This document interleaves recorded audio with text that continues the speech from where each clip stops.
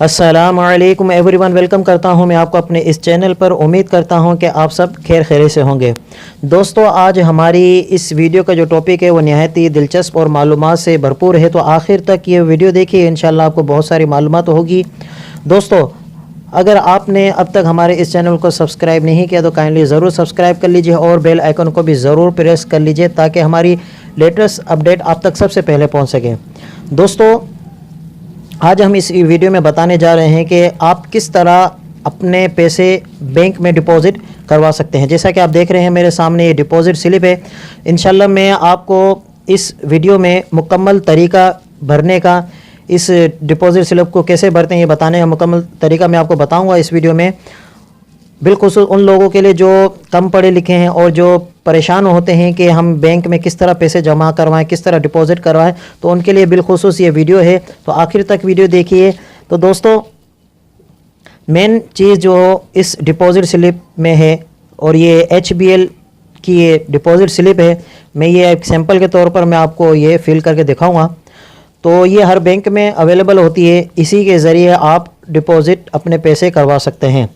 दोस्तों, इस deposit slip को फिल करने से पहले मैं चंद जो इम्पोर्टेंट पॉइंट है वो मैं आपको बता देता हूं कि डिपॉज़िट स्लिप में कौन सी वो पॉइंट है जिनका हमें ख्याल रखना चाहिए। तो दोस्तों, मेन जो चीज़ है वो है डेट, जो तारीख़ है जिस दिन आप पैसे अपने डिपॉज़िट करवा रहे हैं बैंक में, उसमें आप ये उस दिन की तारीख़ लिखनी है, ठीक है।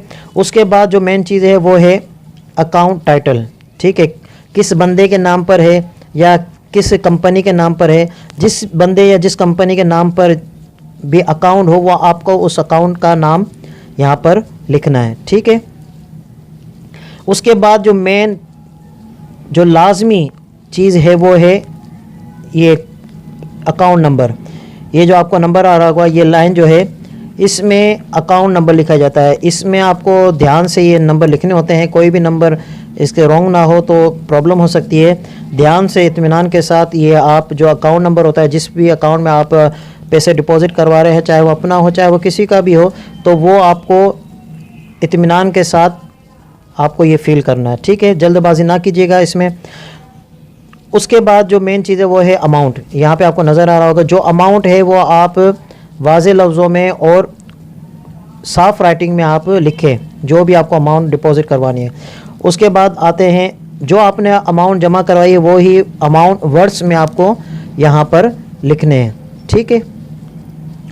और इसमें ये बात याद रखिए कि जो भी आप अमाउंट लिखते हैं वर्ड्स में या आप लिखते हैं नंबरिंग में, तो इस चीज़ का ख्याल रखिए कि वाज़े लफ्ज़ हों और साफ़ राइटिंग में हो, क्योंकि बाज़ औक़ात प्रॉब्लम हो जाती है और पैसे डिपॉज़िट नहीं होते। तो जब बैंक ऑफिसर जो होता है वो स्लिप मांगता है, ये जो डिपॉज़िट स्लिप आपसे मांगते हैं, तो राइटिंग दुरुस्त ना होने की वजह से और ये डिपॉज़िट स्लिप सही फिल ना होने की वजह से प्रॉब्लम हो सकती है, ठीक है। तो आइए हम इसको फिल करते हैं कि डिपॉज़िट स्लिप किस तरह फिल की जाती है। दोस्तों, सबसे पहले जैसा कि आपको मैंने बताया डेट लिखनी है, तो आज की मैं डेट लिख देता हूँ 23 तारीख 11वां महीना 2018, ठीक है। आज जिस दिन आपको डिपॉज़िट करवाना है उस दिन की तारीख आपको लिखनी है। मैं सैंपल के तौर पर आपको समझा रहा हूँ। आज की तारीख 23/11/2018 है, तो ये आपको लिखनी है। इसके बाद ब्रांच, अब जिस सिटी में आप हैं, ठीक है, उस सिटी का आपको नाम लिख देना है। अब जैसे HBL जो भी आपका सिटी है, कराची है, हैदराबाद है, ETC जो भी आपका सिटी है वो आपको नाम लिख देना है। मैं अपने शहर का नाम लिख देता हूँ, ठीक है। अब इसके बाद मेन जो चीज़ है वो है अकाउंट टाइटल, ठीक है। अकाउंट टाइटल में जैसा कि मैंने आपको पहले बताया कि जिसके नाम पर अकाउंट है उसका नाम आपको यहाँ पर लिखना है, ठीक है। तो आइए मैं लिख लेता हूँ, कोई भी नाम लिख लेते हैं। जैसे आप लिख लीजिए अली, ठीक है, वाज़े लफ्ज़ों में लिखिए, साफ़ राइटिंग में लिखिए। इसके बाद जो मेन चीज़ है वो है अकाउंट नंबर, ठीक है। यहाँ पर मैं एग्जाम्पल के लिए कोई भी नंबर आप लिख लेता हूँ मैं, 1 2 3 4 5, कोई भी आप नंबर लिख लीजिए। मतलब मैं लिख के दिखा रहा हूँ, आपको वही नंबर अकाउंट नंबर लिखना है जो एग्जैक्ट नंबर है, ठीक है। कोई भी इसमें वर्ड अकाउंट नंबर में कोई भी डिजिट या कोई भी ये जो नंबरिंग है गलत हुई तो आपको प्रॉब्लम हो सकती है। ठीक है, तो कोई भी आप, मैं फ़िलहाल इस पे लिख रहा हूँ। ठीक है, ये मैंने एग्जांपल के तौर पर लिख दी है। ठीक, इसके बाद करेंसी है। अब आप कौन सी करेंसी डिपॉजिट करवा रहे हैं, PKR पाकिस्तान, USD, यूरो, इसी तरह ये दूसरी करेंसी इसमें शो की हुई है तो पाकिस्तानी है, तो मैं पाकिस्तान पे क्लिक करता हूँ। ठीक है, अगर आप अपना क्रेडिट कार्ड के ज़रिए अपना जमा करवाना चाह रहे हैं तो क्रेडिट कार्ड का आपको यहाँ पे नंबर शो करना पड़ेगा। ठीक है, तो अमूमी तौर पर क्रेडिट कार्ड से बहुत कम ही होता है यहाँ पर, तो मैं डायरेक्ट क्रेडिट कार्ड को मैं ये छोड़ देता हूँ। ठीक, इसके बाद नीचे जो चीज़ें वो लिखा हुआ है कैश, आप कैश जमा करवा रहे हैं, यस, कैश पे क्लिक कर दीजिए। अगर आप चेक जमा करवा रहे हैं तो ये देखें यहाँ पे चेक की डिटेल यहाँ पे लिखी हुई है, जो चेक का नंबर है, ठीक है, वो चेक नंबर आप यहाँ पर लिख लीजिए। ठीक है, मिसाल के तौर पर मैं ऐसे ही आपको समझाने के लिए लिख रहा हूँ, ये आपने लिख दिए। ठीक है, इसके बाद बैंक ब्रांच जो भी है वो आपको यहाँ पर लिखनी है, जो भी आपका नाम है बैंक का वो लिखना है, ब्रांच का। मैंने XYZ जो लिख दिया है। इसके बाद जो मेन चीज़ है वो है अमाउंट। अब अमाउंट आप कितने जमा करा रहे हैं, 1 लाख, 2 लाख, 3 लाख, 10,000, 20,000, जितने भी है वो वाज़ेह लफ्ज़ों में आप लिख लीजिए। ये मैंने 10,000 रुपये मैंने लिखा है, और लिखने के बाद आप कोशिश करें कि उस पर अमाउंट के बाद आप लाइन निकाल लिया करें, ये जैसे कि आपको नज़र आ रहा होगा। इसके बाद लाइन निकाल लिया करें। बाज़ औक़ात ऐसा होता है कि इसमें एक डाउट होता है कि कोई भी आप मिस यूज़ नहीं कर सकता, हो सकता है कोई अमाउंट चेंज कर ले वगैरह वगैरह।